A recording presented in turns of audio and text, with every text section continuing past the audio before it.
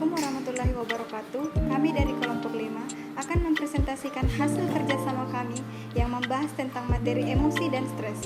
Terlebih dahulu, izinkan kami memperkenalkan anggota kelompok kami.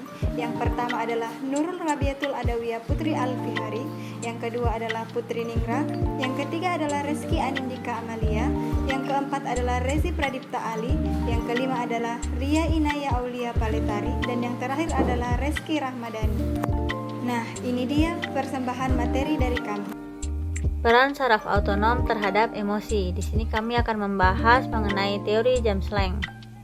Pada teori James Lange dikatakan bahwa pembangkitan aksi autonom dan otot-otot rangka muncul terlebih dahulu. Sedangkan emosi yang kita alami merupakan label dari respon yang kita berikan. Singkatnya seperti saya takut karena saya lari menjauh, saya marah karena saya menyerang. Jadi yang terjadi duluan adalah pembangkitan aksi otonom. Contohnya situasi yang menakutkan. Lalu muncul otot-otot rangka. Contohnya lari menjauh, detak jantung meningkat, dan lain-lain. Dan yang terakhir adalah kita memberikan label pada respon tersebut. Contohnya ketakutan. Mungkin pada pembahasan barusan teman-teman bertanya bagaimana saya harus berlari menjauh sebelum saya merasakan ketakutan.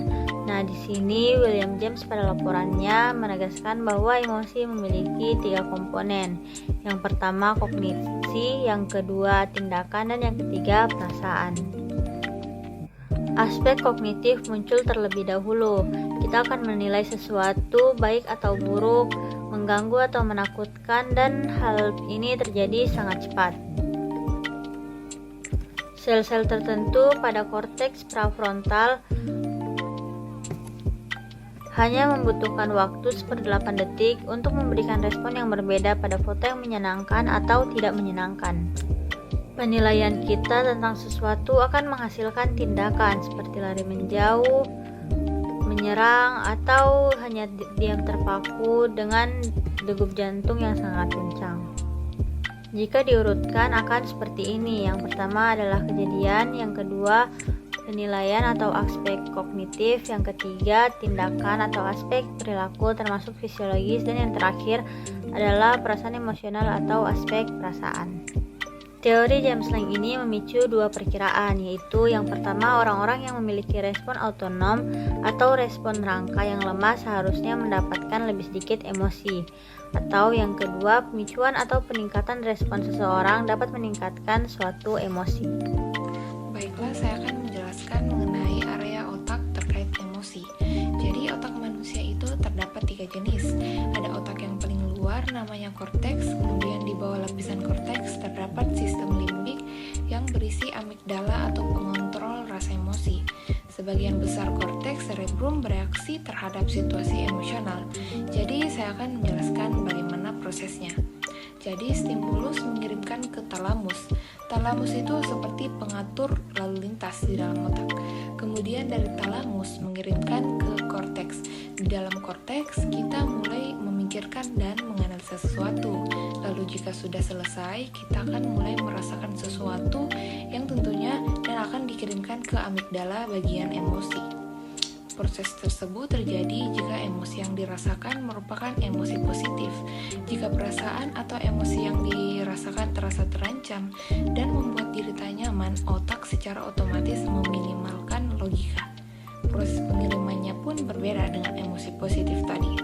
Prosesnya tak melewati otak bagian korteks sehingga tak memiliki kemampuan untuk berpikir lebih lanjut dan menganalisanya. Para peneliti menggunakan pemindai PET atau teknik fMRI untuk mengidentifikasi area korteks yang lebih aktif selama berlangsungnya emosi tersebut dan selama periode netral, seperti yang telah tertera pada gambar yang memperlihatkan hasil dari beberapa studi. Tiap titiknya mewakili satu studi penelitian dan menemukan aktivitas signifikan dari area korteks tertentu yang diasosiasikan dengan sebuah emosi dan warna. Tiap titik memiliki jenis emosi.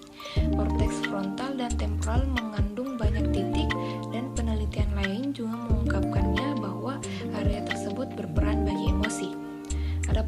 penelitian tambahan mengenai pembangkitan aktivasi otak selama keadaan emosi lain termasuk cinta, rasa malu, rasa bersalah, penilaian moral, dan antisipasi memperoleh imbalan. Akan tetapi masih perlu menunggu replikasi dengan prosedur yang lain untuk melihat apakah hasil dari bentuk emosi sudah spesifik atau belum. Terdapat satu emosi yang memiliki bukti kuat bahwa terdapat lokalisasi emosi pada otak, yaitu rasa muak. Mengapa demikian? Karena korteks insular atau insula mengalami aktivasi tinggi apabila melihat gambar yang memuakkan atau ketika melihat ekspresi wajah orang yang juga merasa muak. Yang berarti jika melihat seseorang merasa muak, maka diri sendiri juga dapat merasakannya. Lokalisasi rasa muak pada insula merupakan hal yang menarik karena di bagian sinilah letak korteks cita rasa utama. Baiklah, selanjutnya saya akan menjelaskan mengenai kontribusi belahan otak kiri dan kanan. Jadi, aktivasi area frontal dan temporal otak belahan kiri diasosiasikan dengan perilaku pendekatan dan sistem aktivasi perilaku atau behavioral activation system. Hal tersebut ditandai dengan meningkatnya aktivitas saraf otonom dari level rendah hingga tinggi dan kecenderungan untuk mendekat ke orang lain yang dapat menandakan kesenangan atau kemarahan.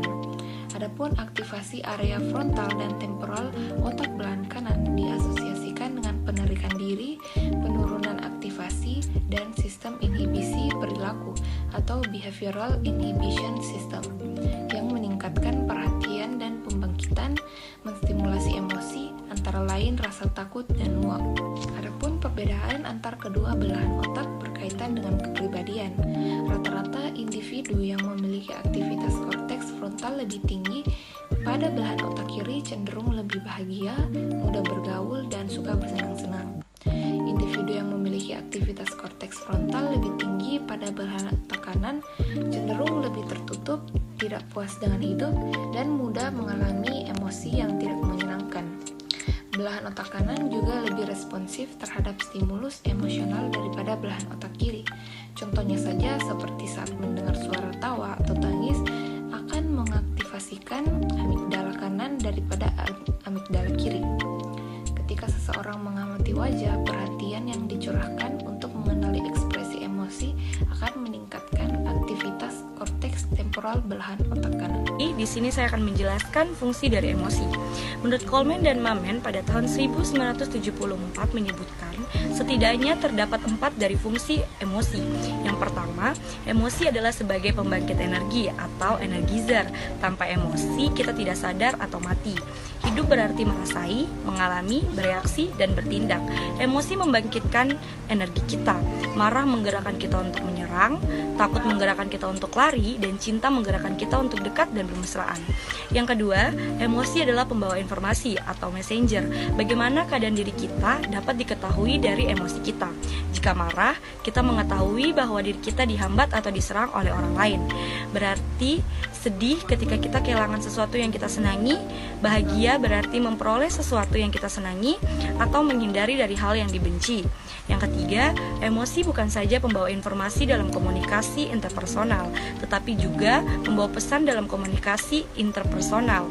Ungkapan emosi dapat juga diketahui secara universal. Dalam retorika diketahui bahwa pembicaraan yang menyertakan seluruh emosi dalam pidato dipandang lebih hidup, dinamis, dan lebih menyenangkan. Dan yang terakhir atau yang keempat, emosi juga merupakan sumber informasi tentang keberhasilan kita. Kita mendambakan kesehatan dan mengetahuinya ketika kita merasa sehat walafiat. Kita mencari keindahan dan mengetahui bahwa kita memperolehnya ketika kita merasakan kenikmatan estetis dalam diri kita. Sekian. Terkait peran amigdala dan hipotalamus, pituitary adrenal cortex axis, dan stres dalam memproses emosi dan stres. Amigdala telah terkenal karena perannya dalam pemrosesan rasa takut. Ketika kita dihadapkan pada stimulus yang menakutkan, informasi tentang stimulus itu segera dikirim ke amigdala, yang kemudian dapat mengirim sinyal ke area otak seperti hipotalamus. Untuk memicu respon lawan atau lari, menariknya, penelitian menunjukkan bahwa informasi tentang hal-hal yang berpotensi menakutkan di lingkungan dapat mencapai amigdala. sebelum kita bahkan secara sadar menyadari bahwa ada sesuatu yang perlu ditakuti. Jenis respon refleks ini dapat berguna jika kita benar-benar dalam bahaya besar. Misalnya, jika Anda berjalan melalui rumput dan seekor ular melesat keluar ke arah Anda. Anda tidak ingin harus menghabiskan banyak waktu secara kognitif menilai bahaya yang mungkin ditimbulkan ular tersebut. Sebaliknya, Anda ingin tubuh Anda mengalami ketakutan langsung dan melompat mundur, tanpa harus secara sadar memulai tindakan ini. Jalur langsung dari talamus ke amigdala mungkin merupakan salah satu cara untuk mencapai jenis respon itu. Selanjutnya, hipotalamus. Hipotalamus yang berposisi di otak akan menstimulasi atau memerintah kelenjar adrenal yang terletak di atas ginjal untuk melepas adrenalin, atau lebih tepatnya epinefrin ke dalam aliran darah. Epinefrin akan mengakibatkan denyut jantung meningkat, napas dangkal, dan glukosa dalam darah meningkat. Selanjutnya, glukosa akan didistribusi ke bagian tubuh yang memerlukan energi ekstra. Misalnya karena ketakutan, akan menimbulkan keinginan seseorang untuk berlari, maka sebagian besar dari glukosa akan didistribusikan ke kaki. Hipotalamus dalam teori Maclean dipercaya penting untuk perilaku sosial. Dalam satu contoh kasus, kita mungkin pernah melihat orang yang berlari sangat kencang atau melompat sangat jauh jika dalam kondisi ketakutan yang mustahil dilakukan jika dalam kondisi normal atau dalam hal ini sedang tidak ketakutan. Selanjutnya, kelenjar pituitary. Terletak di bawah hipotalamus, di tempat ini CRF merangsang pelepasan ACTH oleh pituitary, yang pada gilirannya akan merangsang kelenjar adrenalis untuk melepas berbagai hormon yang salah satunya adalah kortisol. Nah, materi selanjutnya adalah pengaruh stres pada sistem imunitas. Yang pertama perlu kita ketahui adalah pengertian stres. Stres merupakan reaksi terhadap setiap perubahan yang dapat berasal dari lingkungan, tubuh, dan pikiran yang membutuhkan penyesuaian atau suatu respon. Nah, reaksi tubuh atas perubahan tersebut dapat berupa reaksi fisik, mental, dan emosional. Nah, di sini terdapat dua jenis stres, yaitu stres fisikokimia dan stres psikologis. Selanjutnya adalah gangguan stres pasca trauma. Gangguan stres pasca trauma adalah kondisi di mana suatu individu yang telah mengalami kejadian tertentu atau kejadian yang sangat menakutkan mengalami suatu trauma, misalnya serangan yang mengancam atau dapat membuat individu lain terancam nyawanya. Nah, gejala-gejala stres pasca trauma ini ada beberapa poin. Yang pertama, ingatan pada peristiwa trauma di mana seseorang ini selalu mengingat kejadian itu. Nah, yang kedua, kecenderungan untuk mengelak. Dia akan selalu mengelak karena takut akan mengalami hal yang sama. Yang ketiga, pemikiran dan perasaan negatif. Orang yang mengalami trauma ini akan lebih sensitif perasaannya, di mana dia akan selalu merasa takut dan cemas. Selanjutnya, perubahan perilaku dan emosi. Dia akan lebih menyendiri, dia akan lebih takut berada di dalam keadaan yang sama sebelum dia mengalami kejadian tersebut. Selanjutnya, sistem imunitas. Sistem imunitas ini terdiri dari sel-sel yang melindungi tubuh dan substansi pengganggu, seperti bakteri dan virus. Nah, sistem imunitas ini berlaku seperti polisi, yaitu jika polisi terlalu lemah, maka penjahat dalam hal ini virus dan bakteri akan merajalela dan menimbulkan gangguan. Selanjutnya, jika polisi terlalu kuat atau tidak pilih-pilih, maka ia akan menyerang masyarakat taat hukum. Dalam hal ini adalah sel-sel tubuh yang bermanfaat, maka akan menimbulkan satu gangguan dalam tubuh. Selanjutnya, dampak stres yang mempengaruhi imun. Kondisi stres yang dialami seseorang dapat memengaruhi respon adaptif tubuh terhadap imunitas. Salah satunya pada hipotalamus, yaitu ketika seseorang dalam kondisi stres, maka tubuh akan merangsang korteks adrenalin untuk melepaskan hormon adrenalin, sehingga seseorang yang mengalami hal tersebut dapat mengalami peningkatan denyut nadi, pernapasan, dan juga tekanan darah sehingga terjadi ketidakseimbangan imunitas.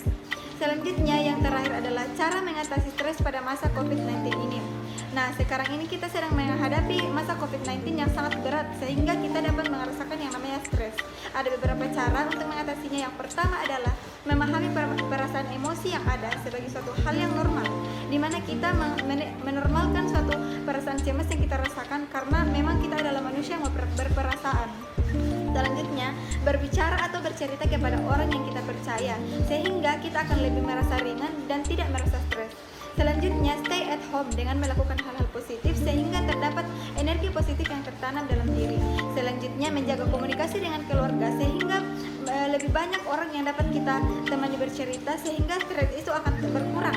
Dan yang terakhir adalah jangan mengonsumsi hal-hal yang dapat menurunkan imun seperti rokok dan alkohol, karena itu akan membuat sistem imun dalam tubuh kita menurun. Sekian materi presentasi dari kelompok kami. Lebih kurangnya mohon dimaafkan. Wabillahi taufiq wa hidayah. Wassalamualaikum warahmatullahi wabarakatuh.